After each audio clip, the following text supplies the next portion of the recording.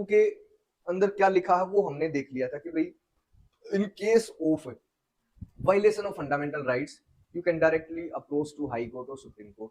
There are 5 kinds of writs issued by courts. First is habeas corpus या बंदी प्रत्यक्षीकरण.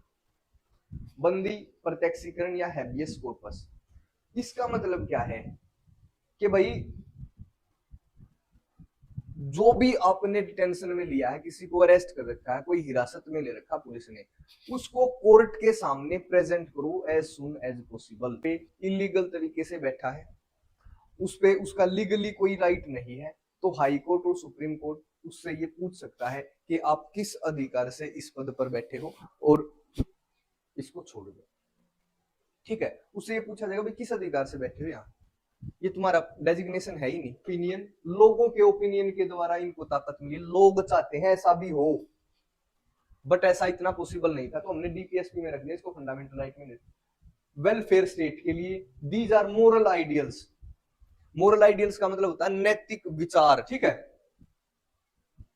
अगर कोई भी फंडामेंटल ड्यूटी के वायलेशन की स्थिति में कोई पकड़ा जाता है ना, तो उसके खिलाफ हम कोर्ट में नहीं जा सकते, और ना ही कोर्ट लोगों पे इसको थोप सकता भी ये काम तुम्हें करना ही करना है. सिर्फ ये लिख रखा है इसमें. हाँ जी, गुड मॉर्निंग, कैसे हो? कल हमने सारे के सारे फंडामेंटल राइट्स को कर लिया था. उसके बाद जो आज की क्लास है उसमें हमें पढ़ना है आर्टिकल 32 को, थोड़ा सा एक्सप्लेनेशन. आर्टिकल 32 के अंदर क्या लिखा है वो हमने देख लिया था कि भाई इन case of violation of fundamental rights you can directly approach to high court or supreme court, and on the basis of article 226 high court and on the basis of article 32 supreme court can issue 5 kinds of writs. ये भी हमने बात पढ़ी थी. उसके बाद जो ये तक भी रिट होता क्या है, it is an special kind of order issued by high court और supreme court in case of violation of fundamental rights. All orders are not writs, but all writs are orders. ठीक है, order भी एक Ritz भी क्या है, एक प्रकार के ऑर्डर हैं, बट सारे के सारे ऑर्डर रिट्स नहीं है. कोई भी ऑर्डर, जो कोई भी जजमेंट जो सुप्रीम कोर्ट या हाई कोर्ट या कोई भी कोर्ट देगा वो एक ऑर्डर होगा, बट फंडामेंटल राइट्स की वायलेशन की स्थिति में जो ऑर्डर दिया जाएगा वो होगा. सिंपल सी बात है, यहां पे क्या लिखा ज्यादा नहीं सोचने की जरूरत है. चलें भाई, ये है there are 5 kinds of writs issued by courts. First is habeas corpus या बंदी प्रत्यक्षीकरण. बंदी प्रत्यक्षीकरण या हैबियस कॉर्पस, इसका मतलब क्या है कि भाई जो भी आपने डिटेंशन में लिया है, किसी को अरेस्ट कर रखा है, कोई हिरासत में ले रखा पुलिस ने, उसको कोर्ट के सामने प्रेजेंट करो एज सुन एज पॉसिबल. ऐसा तो नहीं भी किसी गलत आदमी को पकड़ लिया हो, ऐसा तो नहीं भी कोई गलत बेस पे पकड़ लिया हो. तो कोई भी व्यक्ति जिसको पुलिस पकड़ती है उसको एक मिनिमम न्यूनतम समय में उस आदमी को कोर्ट के सामने प्रेजेंट करना ही करना है. This writ can be issued against public official. कोई भी पब्लिक गवर्नमेंट अधिकारी है या स्पेशली पुलिस फोर्स में, उनके खिलाफ ये रिट जारी करा जा सकता है कि भाई आपने किसी को भी डिटेंशन में लिया है तो उसका क्या बेस है, और उसको प्रत्यक्षीकरण करवा, उसको कोर्ट के सामने लेके जाना जरूरी है. ऐसा नहीं कि भाई आप उसको 15 दिन 20 दिन 1 महीना जेल में बिठा के बैठे हो, अपने पास रखे हो. कोर्ट के पास जाओ, कोर्ट उस पर सुनवाई करेगा, जो डिसीजन वो देगा फिर उसके आधार पे आपको काम करना है. तो सबसे पहला रिट है हैबियस कॉर्पस या बंदी प्रत्यक्षीकरण. ठीक है, दूसरा है मैंडेमस, परमादेश, कि भाई हम आदेश देते हैं. क्या है परमादेश का मतलब? क्या होता है ये रिट, जब कोई व्यक्ति अपनी लीगल ड्यूटी नहीं करता। आप गए किसी पब्लिक ऑफिसर के पास, चक्कर कटवा रखे हैं, आपने बोला जी ये काम कर दो, नहीं करता। वो चाहता कि भाई आप रिश्वत दें, या फिर वो आपको ऐसे ही दुखी कर रहा है, ये कागज नहीं है, वो कागज नहीं है। अगर कोई भी व्यक्ति अपनी लीगल ड्यूटी करने में सक्षम नहीं करता किसी भी कारण से, तो ये रिट उसके खिलाफ जारी हो सकता है। परमादेश का मतलब होता है वी कमांड, हम आदेश देते हैं। मैंडामस का मतलब क्या है, हम आदेश देते हैं। तो हाई कोर्ट और सुप्रीम कोर्ट क्या करेगा, उनको आदेश देगा भाई अपनी लीगल ड्यूटी अच्छे से निभाओ, और वरना सही नहीं है। ये पता है ये आदेश क्या है, this is one kind of order.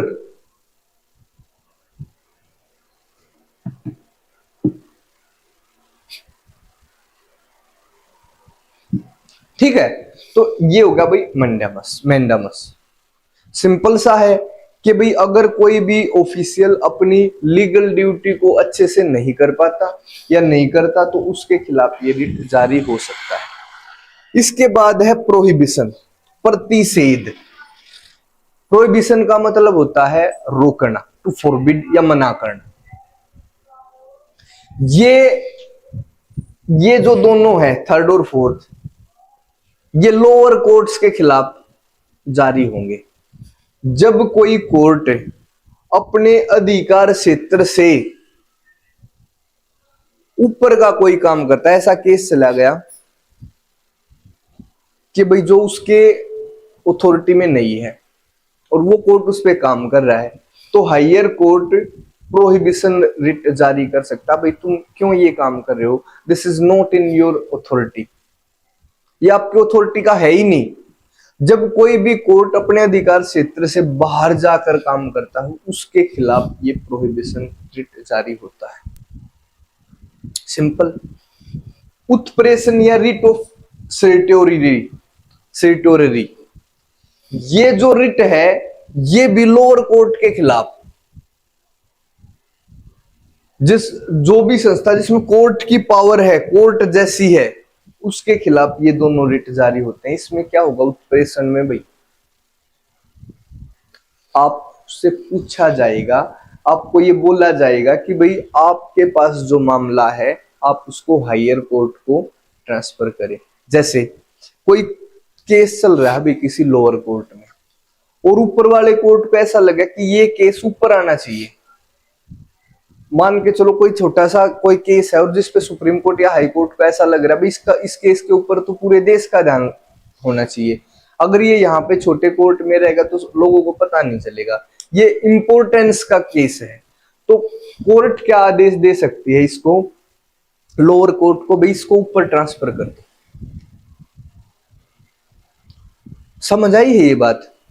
यहां पे क्या है, यहां पे तो ये है प्रोहिबिशन वाले में आप अपने अधिकार क्षेत्र से बाहर काम कर रहे हो, और यहां पे क्या है, काम तो आप अपने अधिकार क्षेत्र में ही कर रहे हो, बट उसके बाद भी हाई कोर्ट और सुप्रीम कोर्ट आपको ये बोल सकते हैं कि भाई इस केस को ऊपर ट्रांसफर करो।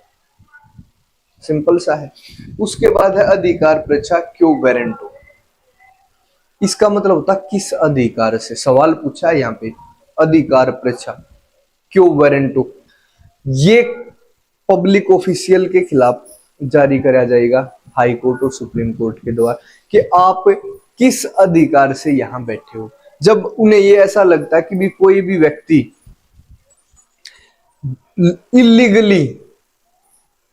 इलीगली किसी पद पर बैठा है जहां पे उसको नहीं बैठना चाहिए, वो लीगली उसका इलेक्शन वहां पर नहीं हुआ है, तो उसके खिलाफ ये जारी हो सकता है कि भाई तुम किस अधिकार से इस पद पर बैठे हो, ये तुम्हारा पद नहीं है, इस पद को you have to leave this designation. ये 5 प्रकार के रिट है।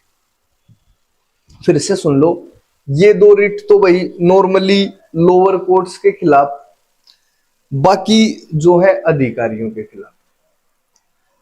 बंदी प्रत्यक्षीकरण या हैबियस कॉर्पस में क्या है, आपने जिसको भी हिरासत में लिया है उसको as soon as possible court के सामने लेकर जाना है, उसको कारण बताना है और फिर कोर्ट के ऑर्डर के बाद आगे का एक्शन, आगे की कार्रवाई आपको करनी है। दूसरा परमादेश, अगर कोई भी ऑफिशियल अपनी लीगल ड्यूटी को नहीं करता, अच्छे से नहीं निभा रहा, तो उसके खिलाफ ये जारी हो सकता कि भाई हम आदेश देते तुम ये काम अच्छे से करो। अगर कोई लीगल ड्यूटी को नहीं निभाता, उसकी ये ड्यूटी है, उसका ये काम है, उसके बाद भी वो उसमें आनाकानी करता है या फिर वो नहीं करता, परफॉर्म नहीं करता अच्छे से, तो उसके खिलाफ। प्रोहिबिशन का मतलब है लोअर कोर्ट के खिलाफ। अगर कोई कोर्ट अपने अथॉरिटी से बाहर का कोई केस लेकर बैठा है, तो हाई कोर्ट और सुप्रीम कोर्ट उसको ये बोल सकते हैं ये तुम्हारी अथॉरिटी का नहीं है, तुम्हारे अधिकार क्षेत्र से अलग बाहर का है और इसको छोड़ दो।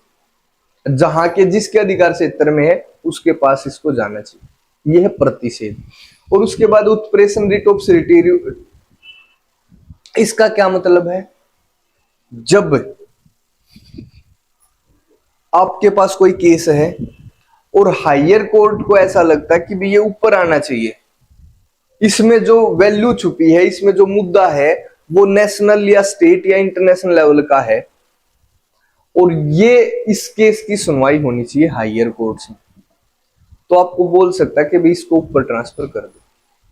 और लास्ट जो है क्यो वारंटो, ये किसी पब्लिक अथॉरिटी के अगेंस्ट, कि भाई अगर कोई भी व्यक्ति किसी पद पे इलीगल तरीके से बैठा है, उस पे उसका लीगली कोई राइट नहीं है, तो हाई कोर्ट और सुप्रीम कोर्ट उससे ये पूछ सकता है कि आप किस अधिकार से इस पद पर बैठे हो और इसको छोड़ दो। ठीक है, उससे ये पूछा जाएगा भाई किस अधिकार से बैठे हो यहां, ये तुम्हारा डेजिग्नेशन है ही नहीं। क्लियर? ये थे हमारे रिट्स, सिंपल थे भाई। उसके बाद हमें करना है डीपीएसपी। डीपीएसपी का मतलब होता है डायरेक्टिव प्रिंसिपल्स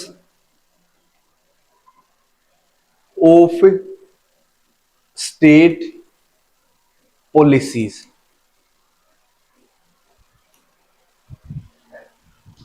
जान दो भाई ये है क्या, यहां पे ज्यादा सोचने की जरूरत नहीं।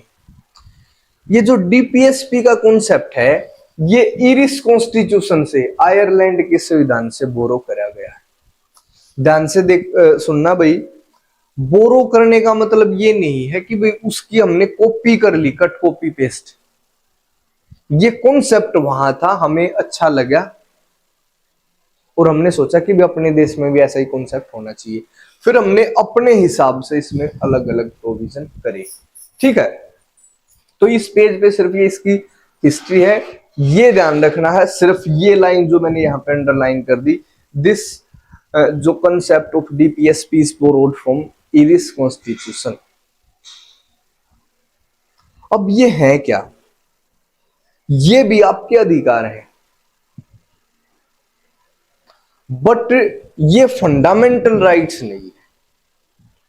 देखो ध्यान से सुनो, directive principle of state policies, जो स्टेट की नीतियां हैं उनको निर्देशित करने वाले सिद्धांत।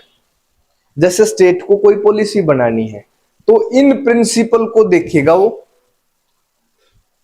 और उसके आधार पे पॉलिसी बनाएगा। जैसे एक है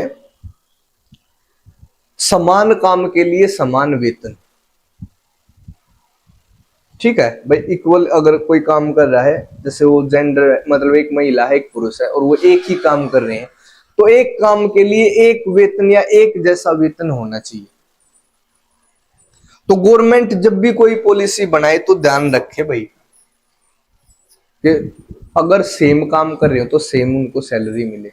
जैसे दूसरा काम पर्यावरण के संरक्षण की भी बात है इसमें, कि जब भी गवर्नमेंट पॉलिसी बनाए तो ऐसी पॉलिसी हो जिसमें पर्यावरण पर, इन्वायरमेंट पे नेगेटिव असर कम पड़े। ये भी एक डीपीएसपी में है। तीसरा है भाई ग्राम पंचायतों का को मजबूत करना। जब भी पॉलिसी बनाए गवर्नमेंट, ऐसी पॉलिसी बनाए कि भी देश में ग्राम पंचायतें हैं वो मजबूत हों।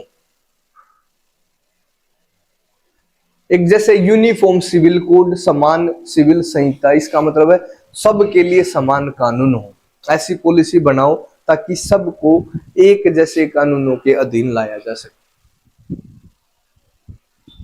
बट फंडामेंटल राइट्स में और इनमें क्या डिफरेंस है?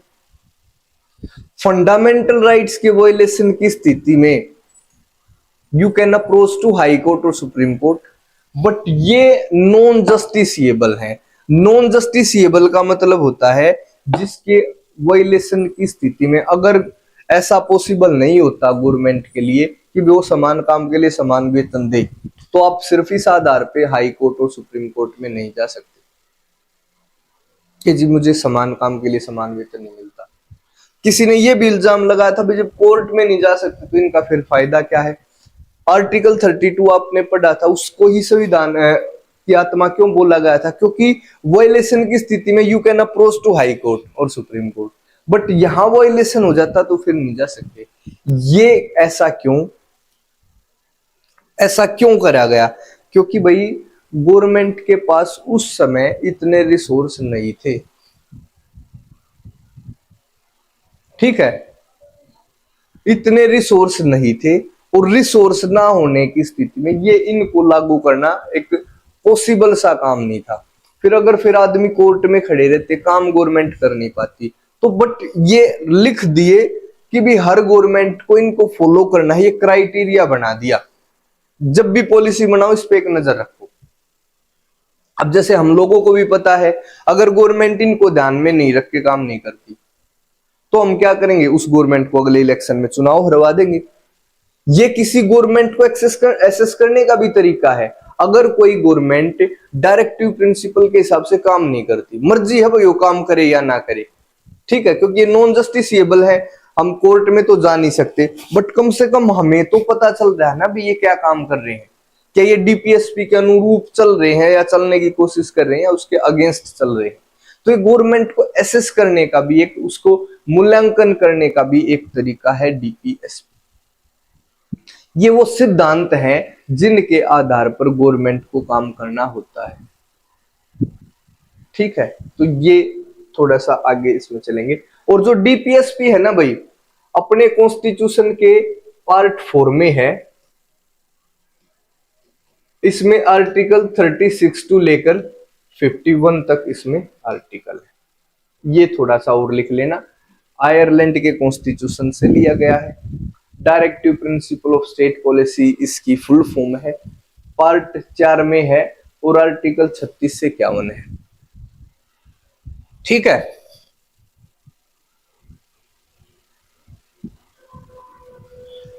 सिग्निफिकेंस मैं बताऊंगा क्या क्या है वो, मान के चलो कुछ मैं बता देता हूं। समान काम के लिए समान वेतन, ग्राम पंचायतों का मजबूतकरण करना, डिसेंट्रलाइजेशन ऑफ पावर, कि भाई ग्राम पंचायतें होनी चाहिए, उनको मजबूत करना है, उनका गठन करना है। समान नागरिक संहिता या यूनिफॉर्म सिविल कोड, सबके लिए समान कानून। पर्यावरण का संरक्षण, सबको शिक्षा देने की कोशिश, अंतरराष्ट्रीय शांति का प्रयास। क्या करना है? इंटरनेशनल जो पीस है उसको स्टेब्लिश करने में आपको मदद करनी है, ठीक है। जो पुराने स्मारक हैं, पुरानी मान लिया मंदिर है, मस्जिद है, कोई और मोन्यूमेंट्स है, बिल्डिंग है, उनको कंजर्व करने की गवर्नमेंट को कोशिश करनी है। भाई अगर किसी विशेष कंडीशन में कोई गर्भवती महिला है तो उसको समय पे छुट्टी मिलनी जरूरी है, बिना सैलरी कटे। 14 साल तक के हर बच्चे को शिक्षा देने की कोशिश करनी है गवर्नमेंट को। जो पिछड़े हैं उनके जो पोषाहार स्तर है, इसका मतलब जो न्यूट्रिशन लेवल है, उसको भी ये कोशिश करनी है सरकार को, सबको एक ठीक ठाक न्यूट्रिशन का खाना मिले। अगर ये न्यूट्रिशन वाला खाना फंडामेंटल राइट में हो, भाई आपका अधिकार है कि भी आपको अच्छा खाना मिले, तो आप देखो आज जो ठीक ठाक है उनको भी प्रोटीन विटामिन ये सारे नहीं मिल पाते। तो गवर्नमेंट कैसे इसको पॉसिबल बना देगी भी सबको सारे के सारे न्यूट्रिएंट्स मिल पाए। गवर्नमेंट के पास इतने रिसोर्स कहाँ है, तो इसलिए इनको फंडामेंटल राइट में नहीं रखा गया। ये बैक्ड बाय पब्लिक ओपिनियन, लोगों के ओपिनियन के द्वारा इनको ताकत मिली। लोग चाहते हैं ऐसा भी हो, बट ऐसा इतना पॉसिबल नहीं था, तो हमने डीपीएसपी में रख दिया इसको, फंडामेंटल राइट में नहीं। वेलफेयर स्टेट के लिए these are moral ideals. Moral ideals का मतलब होता है नैतिक विचार, नैतिक आदर्श। गवर्नमेंट को हर काम इनको देख के करना है। गवर्नमेंट की के लिए ये जरूरी है कि वो सोसाइटी के वेलफेयर के लिए काम करे। तो गवर्नमेंट के लिए ये मोरल आइडियल्स हो सकते हैं भाई। गाइड फॉर द स्टेट, ठीक है। सप्लीमेंट्री टू फंडामेंटल राइट, बिल्कुल है भाई। फंडामेंटल राइट को सप्लीमेंट करते हैं, उनको थोड़ा सा और इनहांस करते हैं। फंडामेंटल राइट नहीं है पर उनको फिर भी ये ताकत देने का काम करते हैं, बस।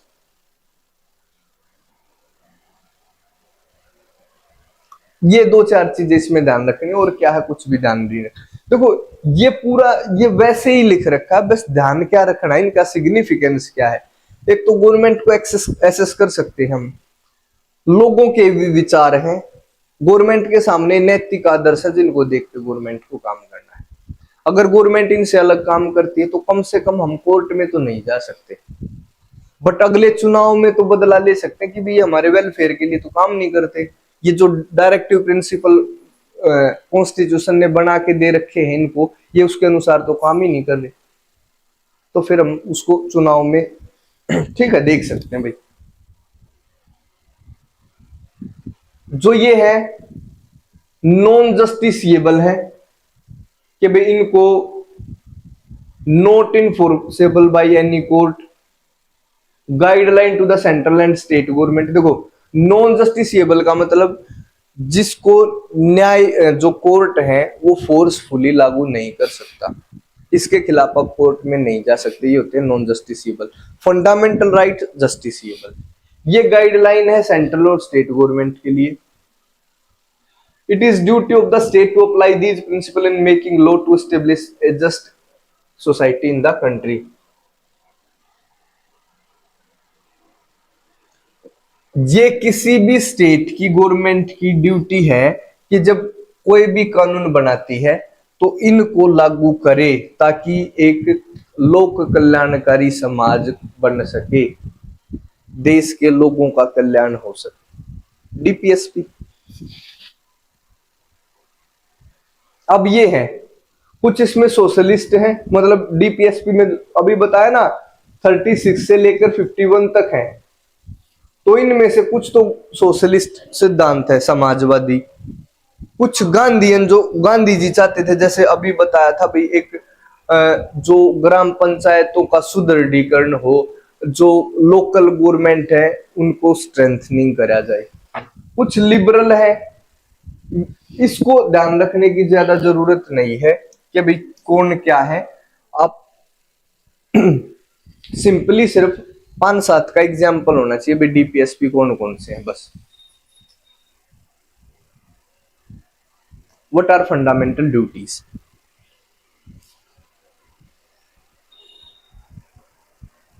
ध्यान दो भाई, मौलिक कर्तव्य।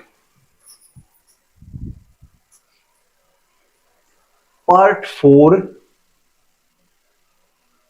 आप कहोगे जी इसमें तो डीपीएसपी है, मैंने पूरा कहां लिखा है 4A आर्टिकल 51A। ये जो 42वां संविधान संशोधन है ना 1976 में, उसके तहत जोड़े गए थे आर्टिकल 51A में। इसका मतलब क्या है, ओरिजिनल कॉन्स्टिट्यूशन में जो हमारा मूल संविधान था उसमें फंडामेंटल ड्यूटीज का जिक्र नहीं था, उसमें थी नहीं फंडामेंटल ड्यूटी।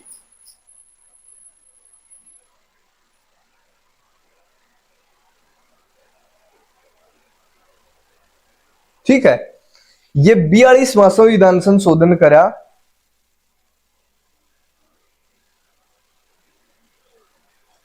1976 में, उसके तहत आर्टिकल 40 नहीं 42वां संविधान संशोधन करा 1976 में। उसके तहत आर्टिकल 51 में एक और पार्ट जोड़ा गया 51A, उसमें फंडामेंटल ड्यूटीज को लिखा गया। फंडामेंटल ड्यूटी का मतलब होता है मौलिक कर्तव्य, कि जब आपको इतने अधिकार मिल रहे हैं तो कुछ आपकी फंडामेंटल ड्यूटी भी होंगी भाई, कुछ ऐसे काम भी होंगे जो आपको एज ए सिटीजन करने चाहिए। ये फंडामेंटल ड्यूटी है ये, ठीक है। ये वो काम है जो आपको एज ए सिटीजन करने चाहिए। इनका जो जिक्र है यार बता दिया भाई संविधान का 42वें संविधान संशोधन 1976 द्वारा संविधान के पार्ट 4 में एक और पार्ट जोड़ा गया 4A, और आर्टिकल 51 में एक और आर्टिकल 51A, जिसमें फंडामेंटल ड्यूटीज का जिक्र है। और फंडामेंटल ड्यूटी समझे भी क्या है, जैसे भारत के संविधान, उसके नेशनल फ्लैग, नेशनल एंथम, इनका सम्मान करना एक फंडामेंटल ड्यूटी है। पब्लिक प्रॉपर्टी की रक्षा करना फंडामेंटल ड्यूटी है। साइंटिफिक अप्रोच को डेवलप करना, वैज्ञानिक दृष्टिकोण को विकसित करना फंडामेंटल ड्यूटी है। पर्यावरण का संरक्षण करना फंडामेंटल ड्यूटी है। अपना विकास करो, सब आपस में अपना विकास करो, फिर देश का विकास करना फंडामेंटल ड्यूटी है। अपने बच्चों को पढ़ाओ फंडामेंटल ड्यूटी है, ठीक है। तो हमें ओरिजिनल जब ये जोड़े गए तो 10 प्रकार की फंडामेंटल ड्यूटीज हमारे लिए निर्धारित करी गई। फंडामेंटल ड्यूटी वो है जो हमें काम करने चाहिए एज ए सिटीजन।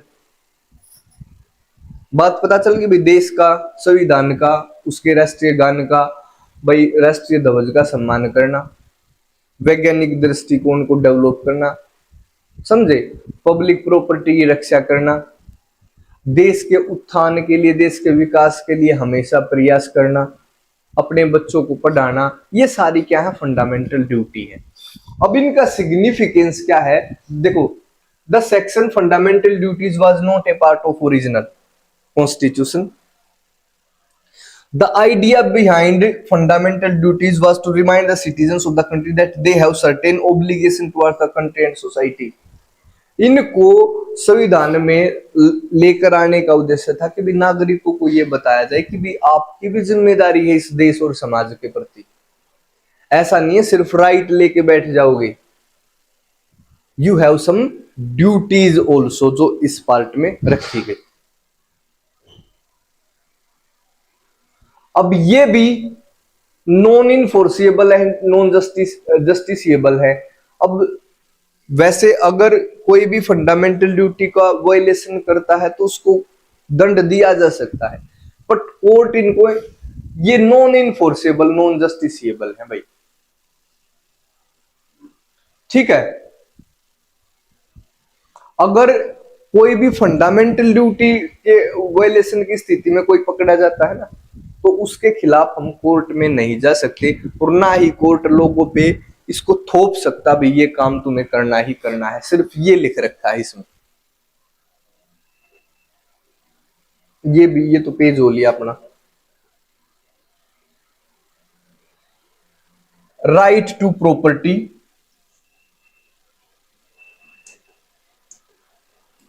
नाइनटीन 78, यहां पे 44, जान दो भी क्या है। संपत्ति का अधिकार, ये अधिकार पहले फंडामेंटल राइट था, पर 1978 में एक संविधान संशोधन हुआ, अभी 44वां, but with the 44th amendment in 1978 it was removed from fundamental rights and put into article 300A और make it a legal right। पहले संपत्ति का अधिकार एक मौलिक अधिकार था, पर 44वें संशोधन 1978 के द्वारा इसको वहां से हटाया गया और इसको लीगल राइट या वैधानिक विधिक अधिकार बना दिया गया और इसको उस आर्टिकल से हटा के आर्टिकल 300 ए में रख दिया। अब राइट टू प्रॉपर्टी था क्या ऐसा? राइट टू प्रॉपर्टी का मतलब होता है कि भी आपके पास जो संपत्ति है, आपको संपत्ति कमा सकते हो, उसको जोड़ सकते हो और वो संपत्ति सिर्फ आपकी है, आपकी मर्जी के बगैर उसको कोई छीन नहीं सकता। शुरुआत में फंडामेंटल राइट्स में था तो गवर्नमेंट को डेवलपमेंट करना था, तो गवर्नमेंट को जमीन की जरूरत पड़ी, लोगों ने बेचने से मना कर दी कि भाई हमारा मौलिक अधिकार, हम तो नहीं बेचते, और ऐसा था भी। अब जमीन नहीं मिल रही हो, डेवलपमेंट भी जरूरी है। बात समझ रहे हो ना भाई? देखो जमीन चाहिए है, आज भी जमीन, आज ये फंडामेंटल राइट में नहीं है तो गवर्नमेंट को अगर कोई जमीन चाहिए है, हाँ, ऐसा नहीं भी फ्री में ले लेगी, आज उसकी जो मार्केट वैल्यू है उसको तो देना पड़ेगा, बट जमीन गवर्नमेंट ले सकती है। जब ये फंडामेंटल राइट में था तो अगर आदमी ने मना कर दिया भाई मुझे जमीन नहीं बेचनी है एक्सेस हो तक, तो गवर्नमेंट के पास ये पावर नहीं थी कि भाई उसकी जमीन जबरदस्ती खरीदे, क्योंकि व्यक्ति can approach to high court और सुप्रीम कोर्ट, तो हाई कोर्ट और सुप्रीम कोर्ट में चला जाएगा व्यक्ति। क्लियर है? तो बड़ी दिक्कत हुई भाई गवर्नमेंट को भी कि कैसे काम करें, हम जमीन लेने जाते हैं तो हाई कोर्ट सुप्रीम कोर्ट में, अगर जमीन नहीं मिलेगी तो डेवलपमेंट कैसे होगा? तो अंततः 44वें संविधान संशोधन 1978 के द्वारा इस फंडामेंटल राइट को हटा के इसको एक वैधानिक, एक लीगल राइट बनाया गया, एक साधारण सा कानून बनाया गया और इसको संविधान के अनुच्छेद 300 ए में रख दिया गया। That's it. ठीक है, ये था आपका chapter rights in the Indian constitution, और उम्मीद भी है कि भाई समझ भी आया होगा। ठीक है, और ये भी उम्मीद है, देखो आप है ना बुक पढ़े साथ साथ उसकी एक्सप्लेनेशन मैं बता रहा हूं, बस इतना ही हेल्प लेना है। बुक या फिर पहले क्लास ली, हो सकता है तरीका क्या होता, बुक पढ़ो, कुछ समझ आया, फिर ये क्लास ली, फिर उसके बाद फिर से बुक पढ़ो, सिंपल हो जाएगा सारा काम। ठीक है, तो फिर कल तक के लिए नमस्कार, प्रणाम, थैंक यू, बाय बाय।